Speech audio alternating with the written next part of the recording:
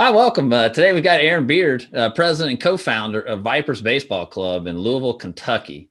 I've been practicing saying Louisville so I could get it right rather than Louisville. So I'm There trying you trying go. to do trying to be nice to you guys. There you go. There's all kinds of different ways to pronounce it. It's Louisville, Louisville, Louisville. I've even heard. So there's a lot of different ways to say it. Well, listen, man, I appreciate you taking some time with us today to talk a little bit about recruiting. So, Absolutely, so absolutely. I'm excited. yeah, so start us off with just tell us a little bit about your family. Yeah, my family. I was born and raised here in Louisville. My wife Gwen is from Central Ohio. I got two sons. One is a junior at Bellarmine, and I have a freshman at Louisville. So two boys. I was certainly excited when they were younger to kind of be the dad coach of all of their teams growing up. So I was able to try to instill my passion of the game in both of my boys. Excellent. Walk through a little bit of your playing background and Yeah, my coaching. playing background. Yeah, playing background, not super excited, or not super exciting. I mean, I was a pretty decent high school baseball player. Kind of went slightly recruited by smaller schools, but decided that just really wasn't the route that I wanted to go. I ended up at my first year at the University of Louisville. Was gonna possibly walk on there, but realized really quickly that I wasn't really good enough to even be out there. And this was way before the Coach Mack days. This was before they were such a powerhouse that they are now. Had some offers to play at smaller schools around at Central Kentucky, but decided to just be a student at the University of Louisville. Transferred to Northern Kentucky University, and really never stopped being involved in the game in any aspect, whether it be from youth coaching while I was in college, or even staying plugged into the game as an umpire and things like that. It's always been in my blood, always been in my passion, a passion of mine. As far as my coaching experience, I spent the past 8 seasons at North Oldham High School in Goshen, Kentucky, which is a suburb of Louisville. Also, obviously, co-founded Vipers Baseball Club back in 2008. Have been heavily involved in the organizational side of the club, but also have coached each and every year, whether it be a youth team, a high school team. I was one of those guys that coached my kids throughout, but also stayed plugged in with other teams. I mean, yes, it was great to be able to watch my kids play, but it's a passion of mine. Well, I wanted to make sure that I was always coaching, whether it be my kids or somebody else's kids. So you mentioned your kids. You've got a player yourself. You've been through this process now as a dad. Tell us what that was like. I mean, obviously you go through as a player, but then as a dad, man, from experience, it's a whole nother deal. Yeah, it really was different because before my youngest son Logan, is a freshman at the University of Louisville playing baseball. My oldest son is not a baseball player. He's not playing in college. He's just a student at Bellarmine University. But it was, I mean, I'd gone through it the whole recruiting process as a coach multiple times before my son went through it. So I had a little bit of a different perspective because I've seen the process many times as a coach, but this was my first time as a parent. So it was kind of weird because I had to learn my boundaries as a parent and make sure that he owned the process and that I wasn't guiding the process. So certainly it was better that I had some insight, and I knew how the process worked and I could help guide him through that process. But it was certainly different to be able to just back up and let him do his thing and kind of lean on some of the other guys that I've coached with throughout my career to kind of be the in between in the contact rather than dad being the contact, because that's not something that I wanted to be involved in at all. I wanted him to own that process.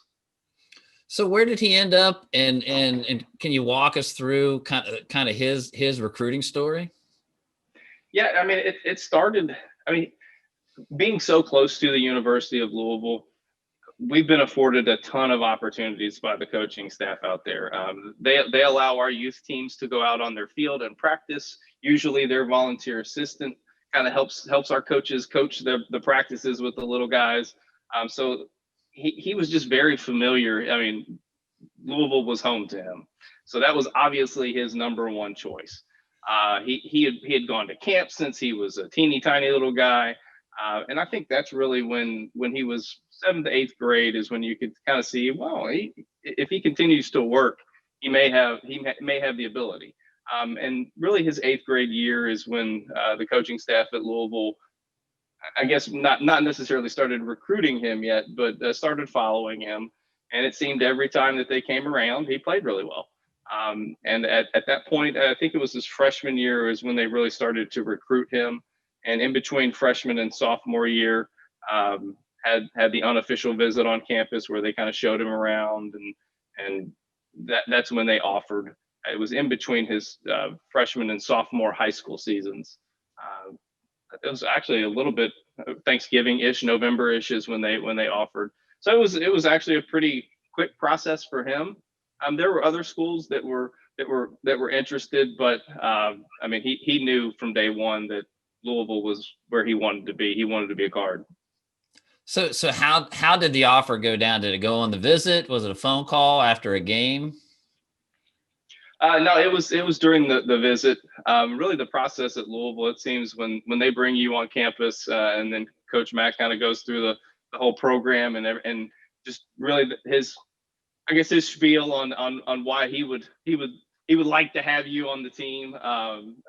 Then at that point they offered, and for him, we'd always encouraged him, hey man, don't just jump on it right away. Take some time to process. So on the 20-minute drive home, he was like, yeah, I think I want to do it. I'm going to go ahead and call him back and tell him I'm going to accept the curve, go ahead and commit.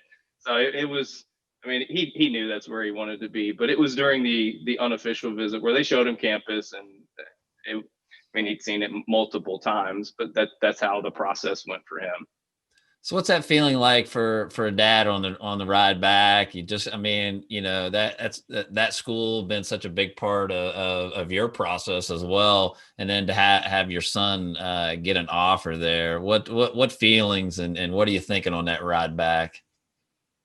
Well, it was exciting because, I mean, as parents, you know, you put a lot of time, energy, effort, money into the whole process for your kids to help them chase their dreams. And really, that's what we're, as parents and even coaches, that's what we're doing, is we're enabling our kids to chase their dreams. So to be able to see some success at the end of that, I mean, yeah, it's certainly, you feel you feel a lot of pride for them. You're excited for them. But as a coach, I was kind of pushing, saying, hey man, this can go one of two ways. You can really relax and feel like you've arrived, or now your mindset has to be, hey, I'm not competing against my high school teammates to get on the field.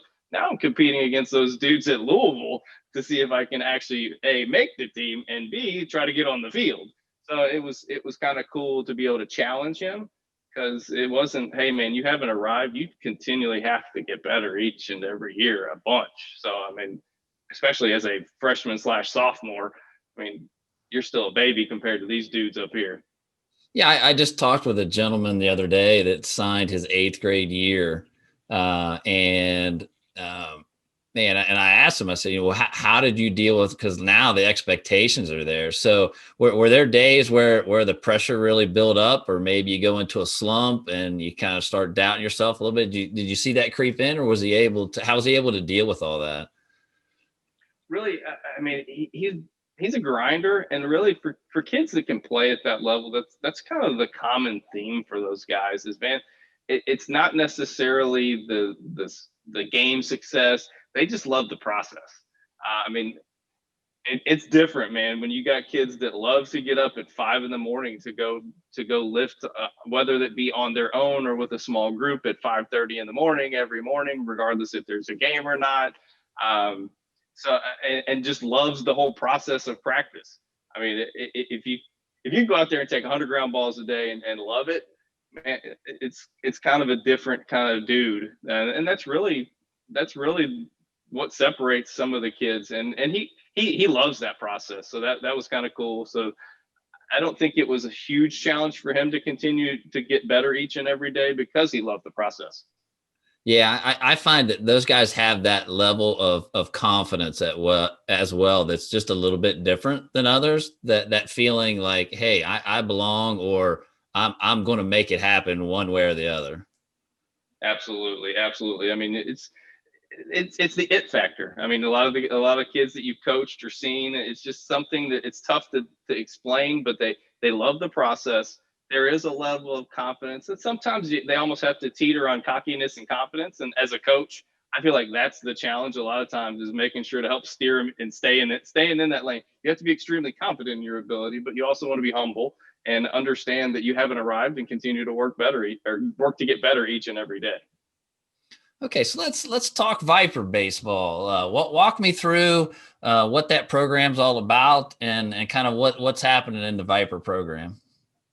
Well, the organization itself, we started back in 2008. It was kind of during the big boom of youth travel baseball, and it was simply just a local rec organization where we took a group of all-star kids and dipped our toe into this travel baseball world that's now exploded.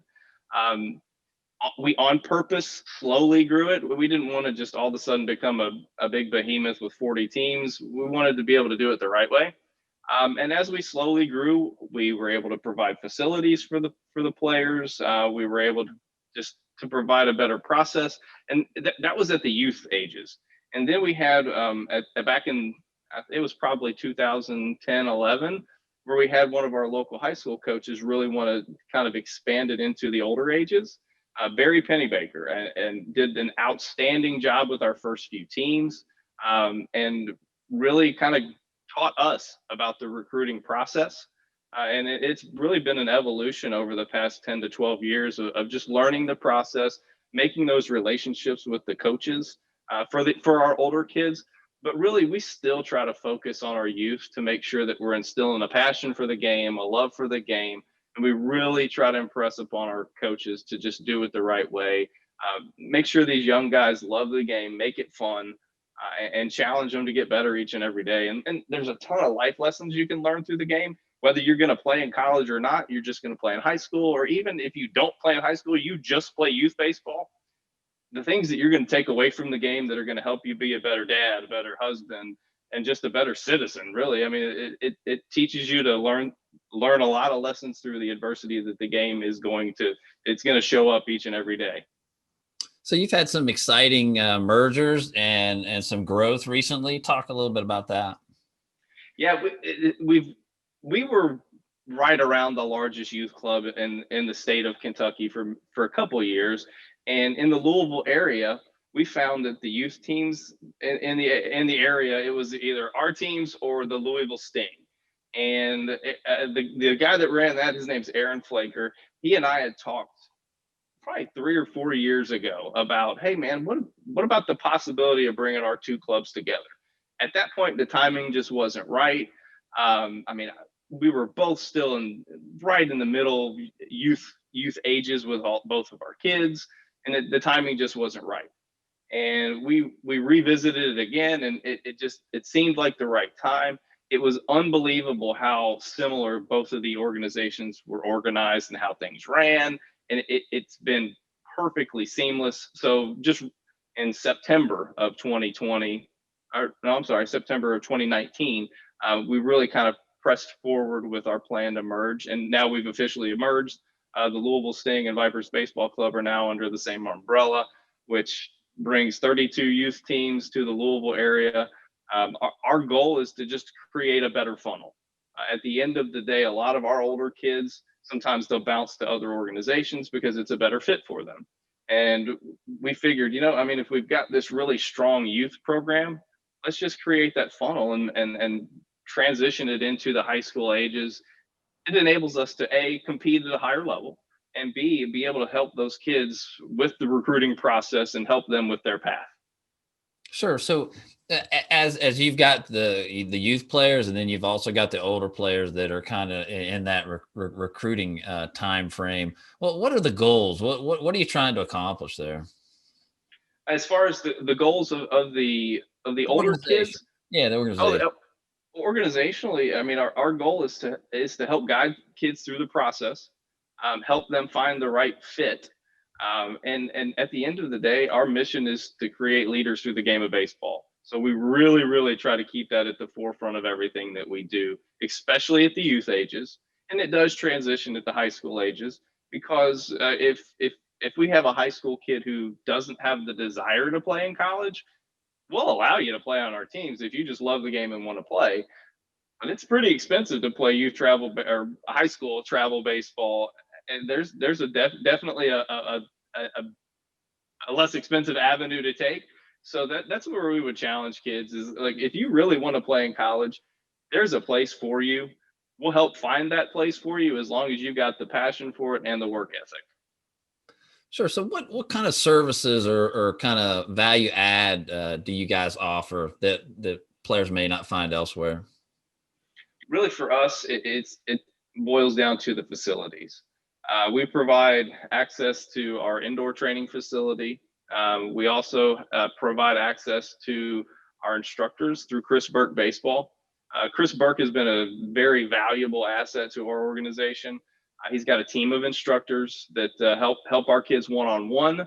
Because as many coaches know, it's tough to get that one-on-one time with kids when you're preparing a team for games. So having Chris Burke and his guys plugged in with our organization is a huge asset. And the outdoor facilities, we provide access to 6 different outdoor fields. And we've got partnerships with some of the local high schools around town that allow us to jump on their fields for our high school age kids for some player development. So as far as the actual recruiting process, what's the role that you guys play, and what are some of the actions you guys take to help kids get recruited? I would say the primary thing that we try to do is educate. We try to educate on the process because the process is a little bit different. A lot of people see basketball and football and they think baseball, the process may be the same. So there's a pretty big education because it's a lot different. So education is the primary piece. And then really advice, trying to provide advice, and we leverage our relationships. At the end of the day, a lot of the recruiting process, the role that we as an organization play is just the relationships that we've built with coaches throughout the country. And if we see a player of ours that, hey, this kid might be a good fit at that program, we bring it to the coach's attention and say, hey, man, this might be a kid you want to get some eyeballs on to see if he might be a good fit in your program. And then once the actual recruiting process starts, depending on the age of the player, a lot of times we're just kind of the in-between that's making a lot of the contact between the coaches and the player, essentially telling the player, hey, contact Coach A at 8 o'clock tonight if you're available, let me know. Yeah, I don't know that parents and players understand how important those connections or that network is that you get to access when you join a travel program. I mean, there's all sorts of proactive things you can do on the recruiting side, but when you have a quality baseball guy that makes a phone call on your behalf to a coach, sometimes that can really, really have an impact and make so much more of a difference than a kid sending an email or something. Yeah, I mean, we encourage our kids to stay engaged and plug in, especially with schools that they are interested in. We tell them, hey, absolutely go after it any way you can. But I agree wholeheartedly. It probably is a little bit more beneficial for a coach to reach out to another coach saying, hey, this is a kid you probably want to at least get eyeballs on.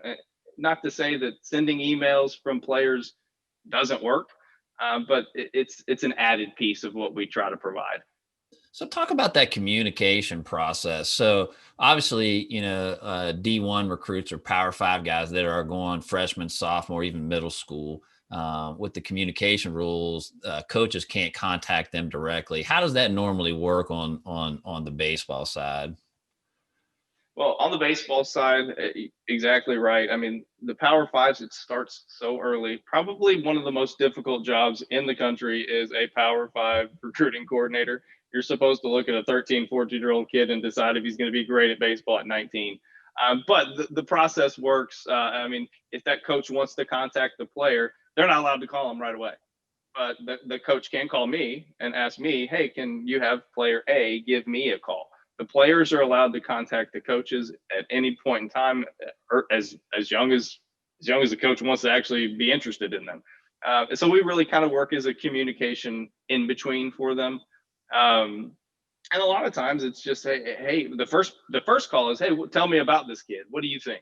And it's unbelievable how how many of the first conversations that you have with a coach has nothing to do with baseball. That's the thing that you try to explain to a ton of kids is, look, they want to know if you're actually a good teammate or if you're a good kid to be around the program, because they can see you play baseball and probably make a decision fairly quickly, because that's just how good they are at this process. They want to know if you're going to be a good fit on their team. Are you going to get along with all the other guys in their program? So that's part of the education process that we really hammer down with kids is, you got to get good grades. You got to be a great teammate. You got to have those intangibles, especially at the Power Fives. Now, as far as the others, I mean, because the vast majority of our kids don't end up at Power Five. The vast majority of our kids, D2, D3, NAIA kids. Well, the vast majority of all kids. I mean, you're talking 2%. So. Right. We always tease them. We say, well, we've got the 1%ers, and those pretty much it. I mean, they're going to get found regardless of what we do. I mean, if you got some dude in your organization, somebody's going to see him and somebody's going to get him. But I feel like where we do the most work is the D2, D3, NAIA kids, and it's the same process. It really is. It just shifts a little bit later. Instead of talking about an 8th grader or a freshman, you're talking about a sophomore or a junior, or maybe even a senior. And by the time they're seniors, obviously the coaches can call them directly, though. Sure. What about the parents' role? What should the parents be doing in this recruiting process? The thing that we would encourage parents to do the most is support. I mean, it's no different than being a parent on any other thing that you're teaching your kid to do as they become an adult. But they really should be, the player themselves should be the one driving the bus. And you're just making sure they're staying on the road. Obviously, you're going to need to communicate to your child if there is a financial limitation, or if you don't want them across the country. You just need to try to keep them in the lane. But the most important thing we would encourage our parents to do is take a step back, help guide, help them enjoy this process, because they only get to do it once in their lives. But you cannot be the one that is doing all of the work. The player needs to be the one doing all the work, and certainly help them enjoy the process, encourage them to continue to work to get better at the game and all of that stuff. But we just don't want parents being the main one that's driving the process. What kind of mistakes do you see parents making? Being over involved is probably the number one mistake that we see parents make. Believe it or not, if coaches are actually watching a game, they're probably going to try to find where mom and dad are to just kind of see how mom and dad behave at games. But honestly, the best encouragement we could tell parents is just enjoy your kid loving the game and just enjoy watching. But the biggest mistake is just being over involved. That's tough for some parents to take that step back. Like this guy, I mean, it was tough for me to be able to just let my son do his thing. I mean, and it was a learning process. And so I know how difficult it is as a parent, but if you don't want to make that mistake, it has to be a conscious decision to be able to let your son or daughter be the main one that drives their recruiting process. And I tell you what, if you do it right, man, those few summers that you get to spend together, traveling and visiting some schools or depending on how long that process works, man, that could be the most rewarding time that you can have with your son. Or you can mess it up and be just pushing it. It can be miserable, pressure. There's really two roads you can go there. I agree 1,000%, man. And those few summers that I got to be on the road and just be a dad, it was kind of cool. I mean, those are things that you look back on, and now that they're behind you, you certainly miss them. But every time you think back, you're like, man, that was a really fun process. And I would hope that if someone asked my son, hey, did you enjoy the recruiting process? Hopefully it would be a yes. I mean, we got to go to check out a few different schools and see their campuses and things like that. And I would encourage parents, just enjoy the process and enjoy watching your child become an adult. Sure. So one of the questions I ask players is, hey, what were some of the key things in your recruiting process? And almost every story involves a travel team or a travel team coach. So in your words, how important is a travel organization or playing for a quality travel team? How important is that in the recruiting process, and why? I would say it's pretty important. And the main reason that I would say it's important, this is not to take away from the high school baseball coach, because I personally think the high school baseball coach is a very important person in that process too. First, the high school baseball coach probably spends more time with the player than the travel baseball coach. But the reason that travel baseball coaches are very important in that process is that's when college baseball coaches are able to get away from their own team and go look at players. And it's not that they wouldn't want to recruit during the high school season, but that's their playing season too. So they need to focus on winning games. So that's why they don't really recruit high school games much, is because they're worried about their current season. So the recruiting process happens in the summer when the players are with their travel coaches. And that's generally when coaches want to connect with players, is in the summer while it's the travel season. So that's why it's important to find a travel organization that you fit in, that you feel like that you're getting the bang for your buck. And that's when college coaches recruit a lot, is during the summer, because that's when they're outside of their playing season and can be on the road outside of COVID. Sure. So one of the big questions I always get from parents is, well, how do I choose what travel team should I play for, and how should I pick that? There's a lot of different travel teams. And a lot of times, if you're not familiar or don't have somebody that's played for that, it's like this black hole of, well, I don't know if that's a good team or if that's a good decision, or man, this team over here looks good. What advice do you have for parents on how to choose a team for their son? It's a lot like choosing a college. Unfortunately, it's kind of weird. I mean, it has to be a good fit. Number one, I mean, because you want to be able to. It's a game, so number one, you want to be able to have fun. So make sure you're with a group of guys that you enjoy playing the game with. And what we have found is, in the youth baseball space, that's why we want to try to create that funnel to where we have a bunch of youth teams, and then naturally kids are going to choose different things as they get older, whether it be they're going to choose to play a different sport as their primary sport, or they're going to go get a job and just play high school baseball. But we want to be able to try to create that funnel, so we have a lot of youth players, and then just creating that funnel, that's our goal. But I mean, the encouragement of which team to choose, I would just choose the teams that you feel have the success that you're looking for. And if you're passionate about playing college baseball, ask that organization about their process.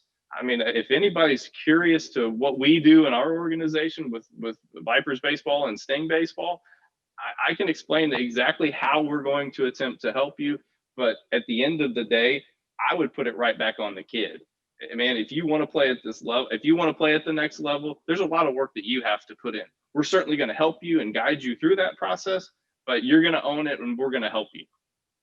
So how do you guys manage? So some of the questions I get from parents are, hey, I went to a team, their roster, they had, 50 guys on their travel team. They were pulling in guys, for different tournaments, and guys that had played all summer are now suddenly sitting in the big tournaments. How do you guys do roster management and on your teams? With us, it's been where we've had to encourage our coaches to have larger rosters. We've gone a little bit too thin in the past, and it's a process that we had to learn. But what we try to encourage our coaches to do is have about 14 players minimum, up to 19-ish, as long as a lot of those are POs, because we do want our kids to be able to get on the field. We don't just want to have a gigantic roster where kids aren't playing. Now, we do explain up front that playing time is earned. We are out here to try to win ball games. We want to win. We want to try to build that competitive spirit in these kids too. But we're not going to over roster to where kids are never going to play. What I've always encouraged our coaches to do, and it's a pretty simple process: have 3 corner infielders, have 3 middle infielders, have 4 outfielders, at least 2 catchers, and as many good pitchers as you can get your hands on. The whole PO, the pitcher only thing, that's always a tough conversation with some kids, but generally, just so everybody knows what that is, it means you just come pitch your game on the weekend, and then I would encourage them to stay because it's fun, but they don't have to. That generally happens around 16U, and it's never a really fun conversation for a kid, but the whole explanation of that is, man, we see your upside on the mound, and coaches are going to want you to be a pitcher for them. I get it that it's fun to go out there and hit, but go do that for your high school team and come out here and just be a great pitcher. But as far as roster management, what we try to encourage our coaches to do, we don't have to have equal playing time, but we do want comparable. If we had a parent come to us and was upset about playing time or something like that, meaning us, the organization, not the coaches, we're going to have comparable playing time for our players. So they're going to get on the field. So talk to parents and players about competitive versus showcase events, and how do you guys normally do your schedule? Really, the competitive events, that's just like the title would say, you're going out there to compete and win ball games, and showcase style events. That's really where you're just showcasing for scouts that may be there, or college recruiting coordinators. Really, for us, we leave the schedule building up to each individual team because they know the needs and the fit of their team. So we're not going to tell them that they have to go to these events. Now, sure, we have certain events that we want to see our teams go compete at. We want to go try to win, and really for us, it's about playing extra games. If we're competing, we're playing more games, and our kids are getting more opportunities to be seen. So the more competitive you are at an event, the greater your chances of being seen by a school that you will fit in at.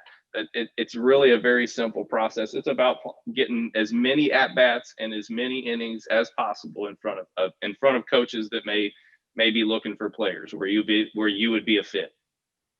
So you mentioned some of the events. What are some of the key events that you guys had some success in getting guys some looks from some college coaches? Well, in the past, most of the perfect game World Wood Bat events have been very, very good. There was just a bunch of teams, and now since Lake Point was built, that shift has kind of flipped over to Prep Baseball Report. I know Prep Baseball Report Kentucky, Chris Fuller and his staff, those guys always do a really, really good job. I personally feel like their heart is in the right place. A lot of people may yell money grab at those kind of organizations, but I know Chris personally, and I know his heart is in the right place. And he is definitely interested in getting kids from our state to where they want to go. But the events, really, the PBR events, now that PBR is taken over down at Lake Point, that's just a really easy place for coaches to go see a bunch of games. So we encourage our guys, and for us, where we are in the Midwest, taking a trip up the road to Grand Park up in the suburbs of Indianapolis, another really easy place for coaches to go watch a lot of games. So that's where we encourage our high school teams. Hey, go up to Grand Park, at least choose one of the events down in Georgia to go compete at down at Lake Point, and then really from there we allow them to kind of figure out where their team fits to where they can compete the most and play the most innings. So as a parent, I'm looking for a travel team.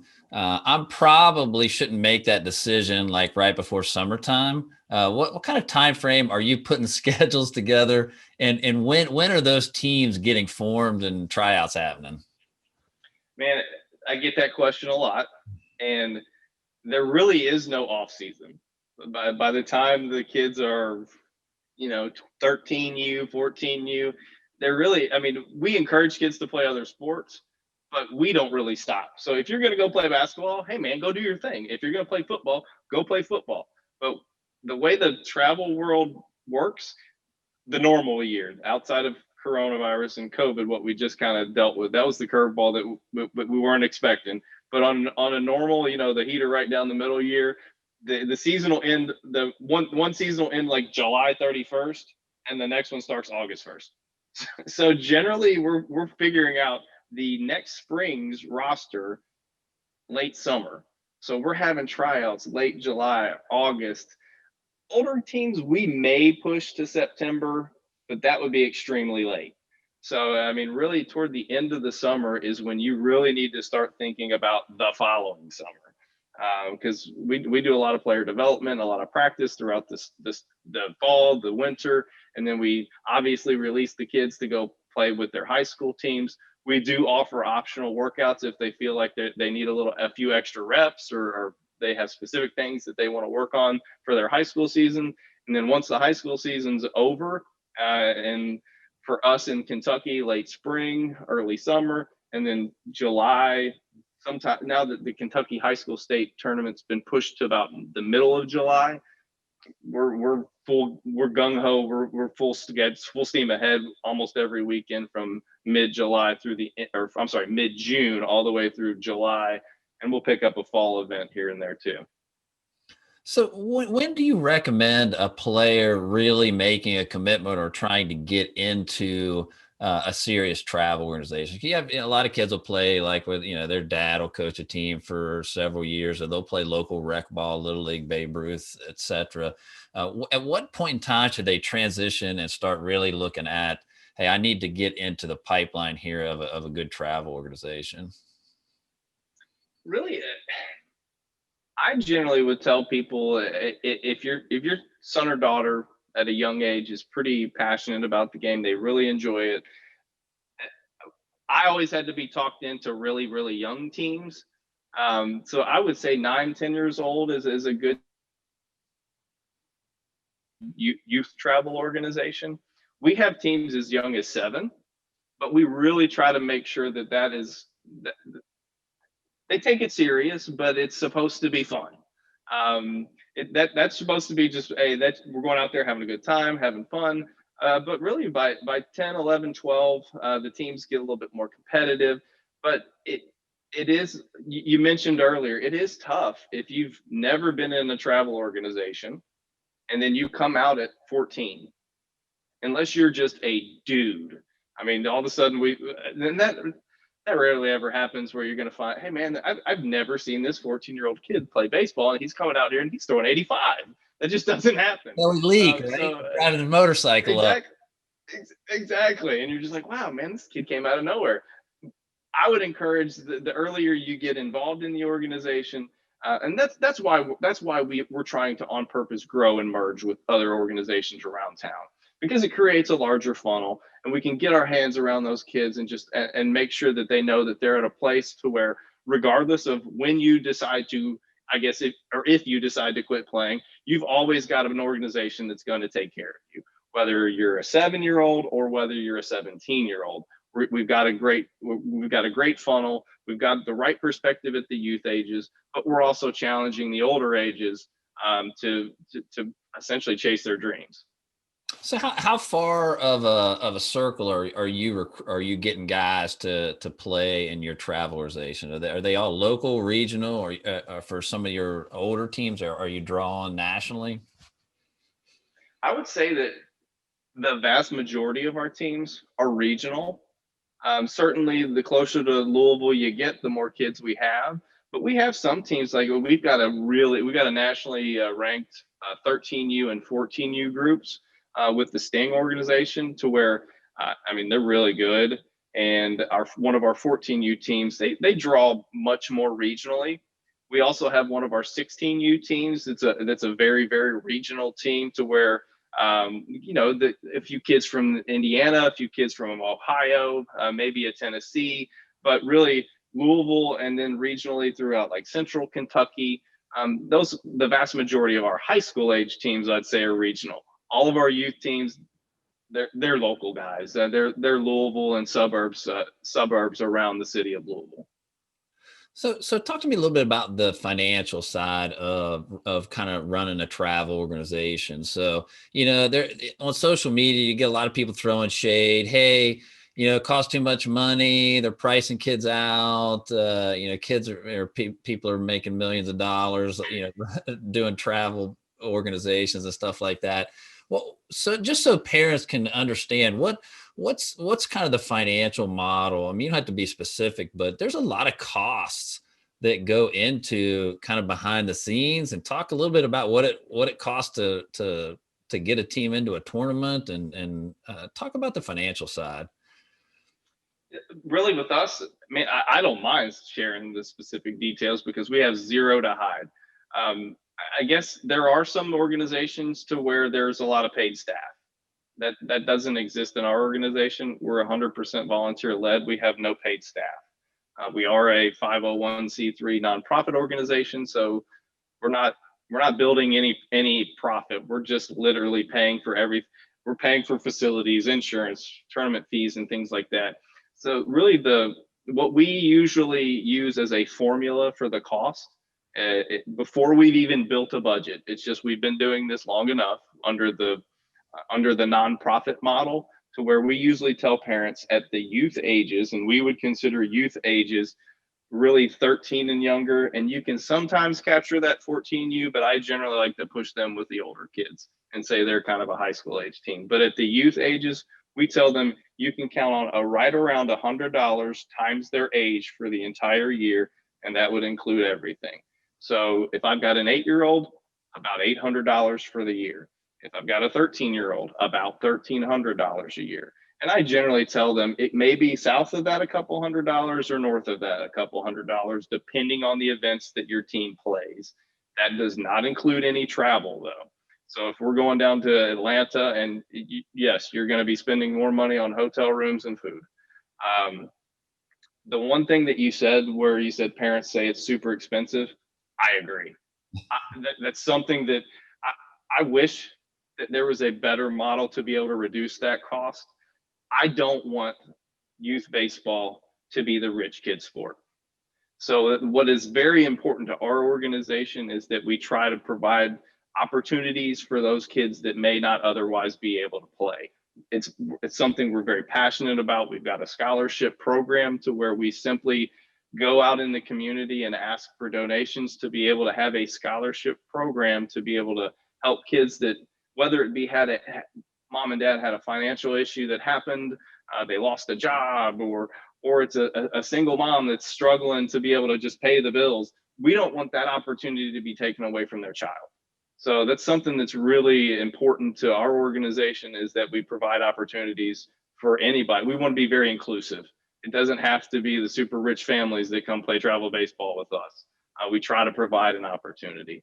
So as far as the financial side of the things that you've got to pay for us, it's pretty simple. We pay for our facilities.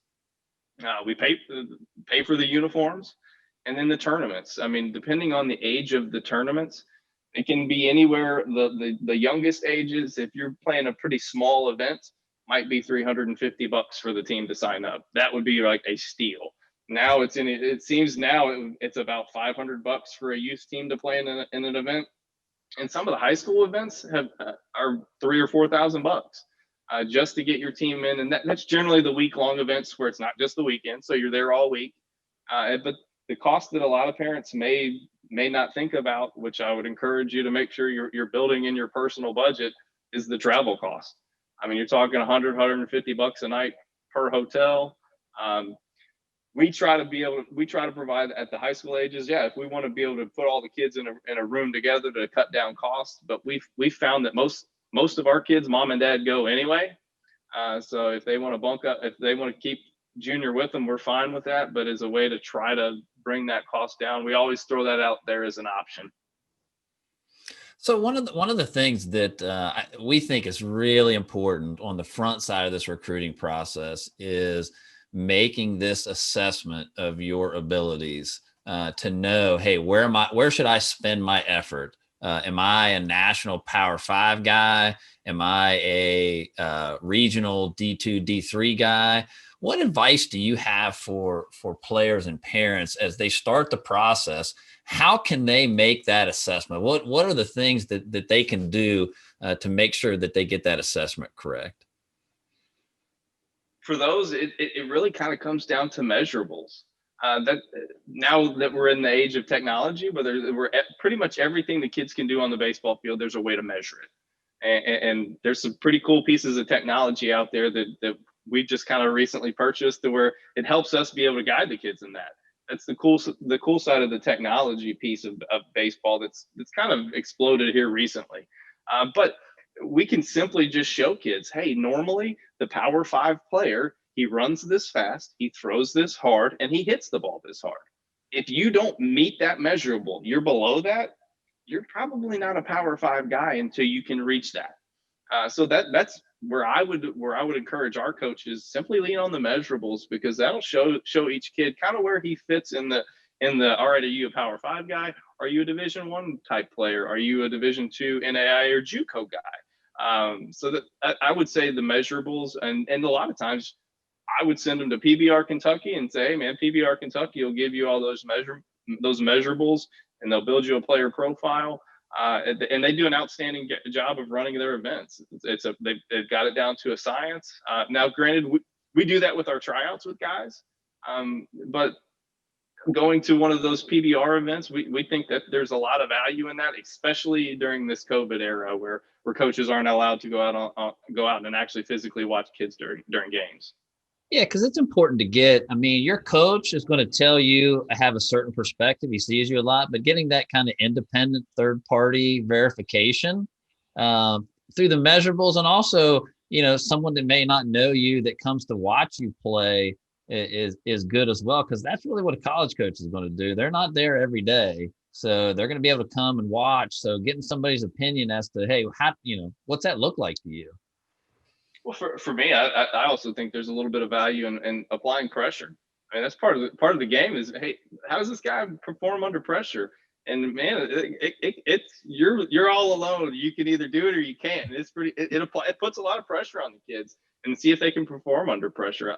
That's part of it as a coach that I like to see. How do they handle that pressure when they're all by themselves? Just, is it a great VP round, or did he struggle, or how well did he run when he had to run a great time? I like that piece of it personally as a coach. You mentioned a little bit earlier, but let's talk specifically about some of the recruiting timelines. Can you walk through and maybe cut it into when guys start following players and when you see offers start coming out and then maybe walk us through maybe the Power 5, that middle level, and then maybe some local regional? Well, I think you hit on a term that's important for kids to know is, are they being recruited or are they being followed? And the following piece of it is really coaches start recognizing, hey, this kid's got some talent. Maybe I should get eyes on him. So that means they're interested, but they're not necessarily actively reaching out. So that would be a follow. Generally, the Power 5s nowadays will start following 8th graders and freshmen. Is really when that process starts. And when we say Power 5s, your Louisvilles of the world, and those Power 5 schools, because we do have, believe it or not, Louisville's not the only baseball team in the state of Kentucky. There is one in Lexington that is also a Power 5. So the University of Kentucky, the great staff. So we get some interest about some of our kids from the University of Kentucky as well. So that kind of the same time frame as far as Louisville and Kentucky.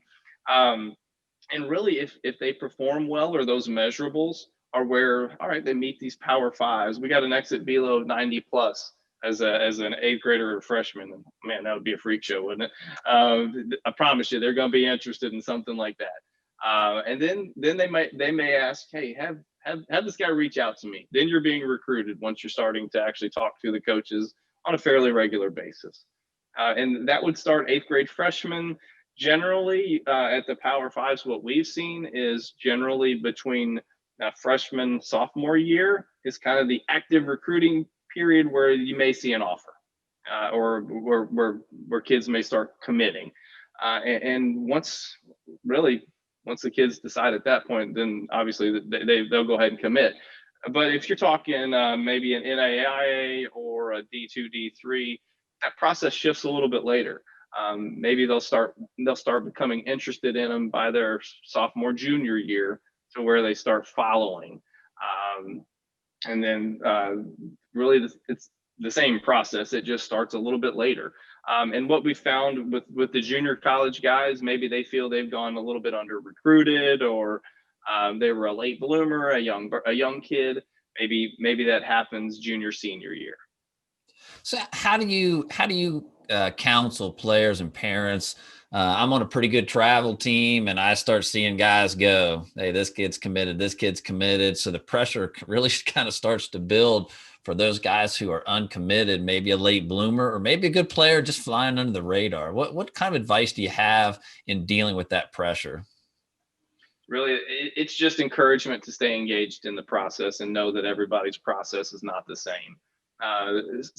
We've had plenty of kids to where, for whatever reason, that where we even see, man, this kid can play, but really teams aren't super interested, and we can't put our finger on why. We just encourage them that, hey, if you stick with it, you're going to find a good fit. You're definitely. I mean, we've had kids. When I say that, as far as the Power Fives, that's the norm. Sometimes you're going to find kids outside the norm. We've had kids commit to a Power Five in their junior year because they were a little bit late bloomer. And I promise you, if you're a great player, a lot of teams are going to want you regardless of the level. But as far as the discouragement, because we are in the age of social media, kids see all the commitment tweets and Instagram posts. We would just encourage kids, hey, don't let that discourage you. The timeline is not exactly the same for everybody. Sure, it may not be following the normal time frame, but if you're continuing to press forward and get better each and every day, and you want to play, we're going to try to help do everything we can to find you the place that's a good fit. And the one thing that I would encourage kids on that is junior college is a really good level of baseball. That's the thing that a lot of kids trying to teach them, that, it's not just going to play junior college. I bet you there's some really good junior colleges that could beat Division I schools. And a lot of kids don't realize that until they go junior college. And it's kind of funny when they come back, they're like, man, these guys can play. We're like, I told you. Yeah, for sure. Yeah, and a lot of times, you'll have guys. It's a much cheaper option too, man. You can get because most junior college are really affordable, so you can get a lot of those generic academic classes out of the way. Now you've had 2 years of where you're playing. You're not sitting on a bench at some school that you kind of reached for and you really couldn't play at that time. And then there's a lot of schools that they've got pipelines that they go right from from D1 schools or from junior college to D1 schools for sure. Heck yeah, man! You can watch almost any Division I high level Division I schools, and most of their rosters are littered with some kids that played junior college at a high level. So you've talked about measurables a couple times. What do you see are some of the gateway measurables, the way I like to call them, as things that will get a college coach to come see you, not necessarily get recruited, but there's a certain baseline that coaches are, you're going to have to put up some sort of numbers for a coach to come see you play. Maybe walk through the positions for me and tell me what kind of what you think those are. What about like right hand, left hand pitchers? What do you see that coaches? What's the cost of admission to get a coach to come see you play? Yeah, really. I mean, with on the mound, I mean, a lot of coaches will say that it's not necessarily velocity. Well, when a right-handed pitcher throws 90, a lot of people become interested. Generally, the left-handed pitcher gets a little bit of a break on that velocity, just because, I mean, anybody that knows anything about baseball, lefties can just make the ball dance, so they don't need to throw at 90. A lot of times, you're going to look at that mid to upper 80s left-handed arm. Before a right-handed arm, you'd need to be around 90. So, and those are, again, super high-level Power 5 Division I's. That's what they're looking for. Not to say that a mid to upper 80s kid can't pitch at that level, but the norm is once you bump 90, they become interested. Position player wise, if you're going to play in the middle of the field, so a middle infielder, center field type kid, really you're going to have to be a sub 760 is generally what they're always going to look for. So really the fast, I mean, now you're seeing some kids, post mid 60s, which is unbelievable. So the middle of the field, first is speed. They're going to want to see some arm strength.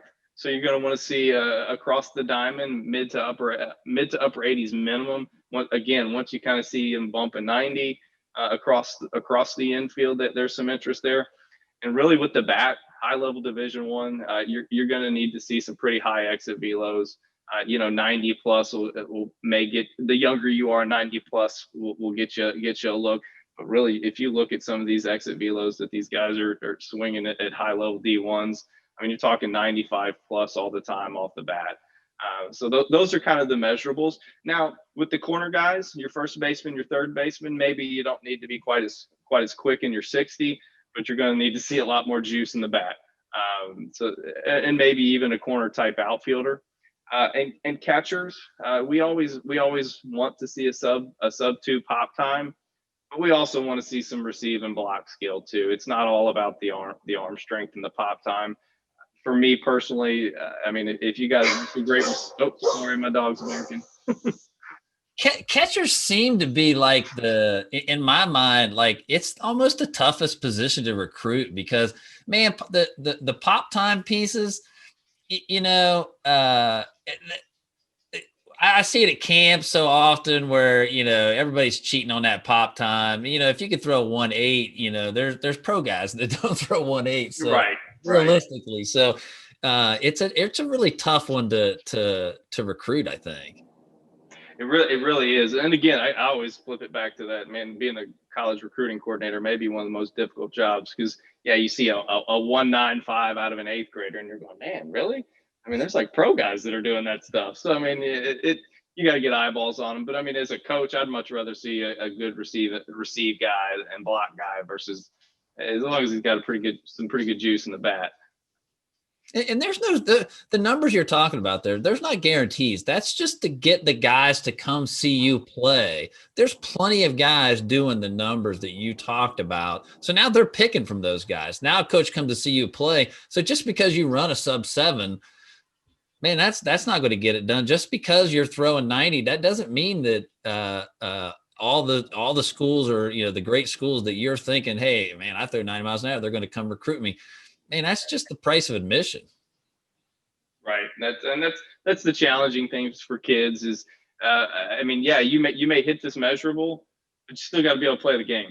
Still got to be able to be a great teammate. Still got to have good grades. So I mean, there's a lot of other stuff, but I may have to use that one, the price of admission. I mean, as long as you get those measurables, they'll at least come watch you. Sure. So what about what do you see as the most challenging thing in travel baseball here over the next few years? Most challenging, it really just seems that a lot of the organizations, there's so many teams out there now. So the challenging thing from a player perspective is finding the right fit of a travel organization. As crazy as it sounds, it's almost like finding the right fit in college. Finding an organization that's going to help you chase your dream and be the right cost, be in the right area, plays the right tournaments. That's probably the biggest challenge, but it can't be overstated is the cost of it. I wish there was a way to figure out how to get the costs down, because again, it's a passion of mine. I don't want this to be the rich kid sport. It should not be an obstacle. I love the game. I can play it at a high level, but I can't afford to go play on a travel team to where I'm going to go get looked at. That's for me. I wish there was a way we could fix that.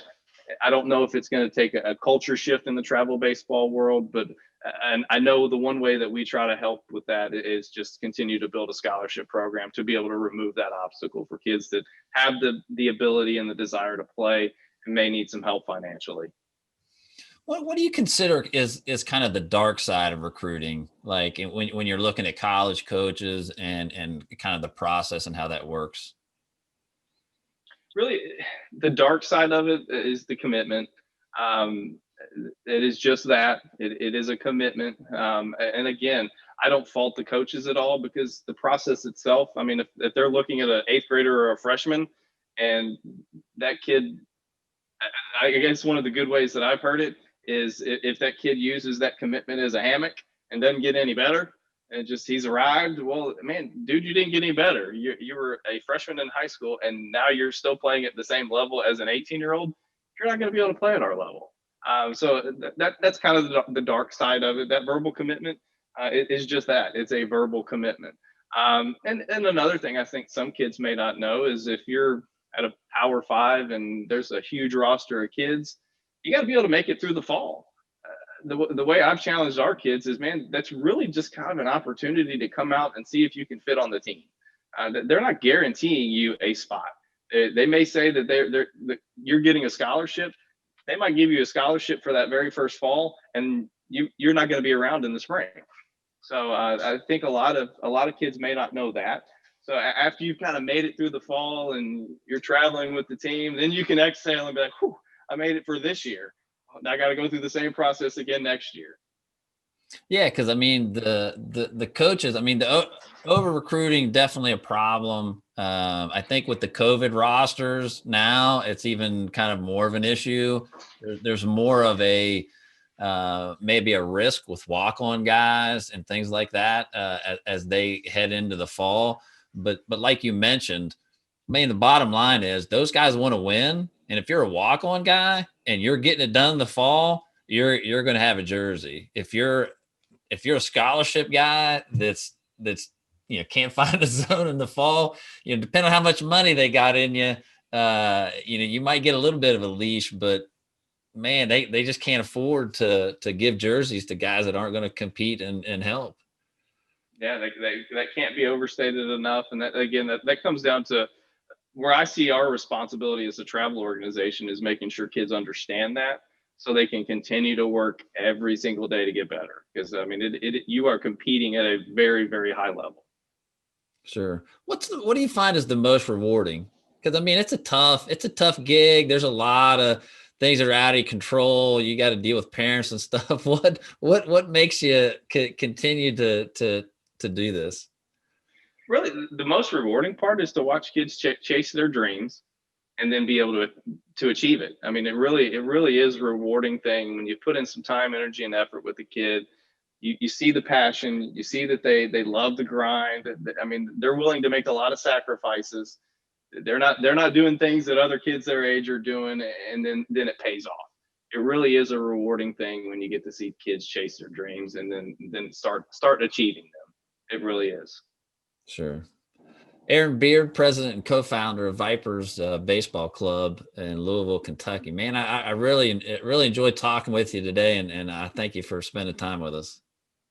Marty, it was a blast, man. I hope everything goes great for you guys moving forward. But thank you for taking the time to give me a few minutes to chat with you.